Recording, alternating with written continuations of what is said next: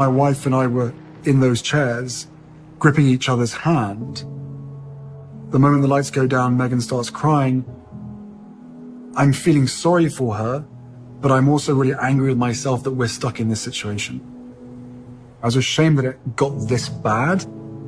I was ashamed to go to my family. Because to be honest with you, like a lot of other people my age could probably relate to, I know that I'm not going to get from my family what I need. I then had a son who I'd far rather be solely focused on, rather than every time I look in his eyes, wondering whether my wife is going to end up like my mother and I'm going to have to look after him myself. That was one of the biggest reasons to leave. Feeling trapped and feeling controlled through fear, both by the media and by the system itself, which never encouraged the talking about this kind of trauma. But certainly now, I will never be bullied into silence. One of the biggest lessons I've ever learned in life is you've sometimes got to go back and to deal with really uncomfortable situations and to be able to process it in order to be able to heal.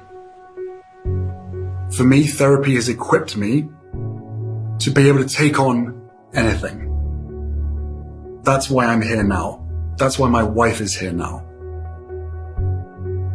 That feeling of being trapped within the family is, there was no option to leave.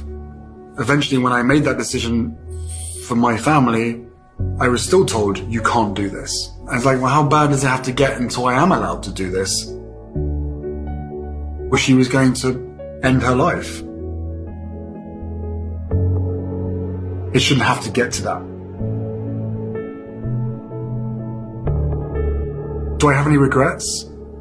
Yeah, my biggest regret is not making more of a stance earlier on in my relationship with my wife and calling out the racism when I did.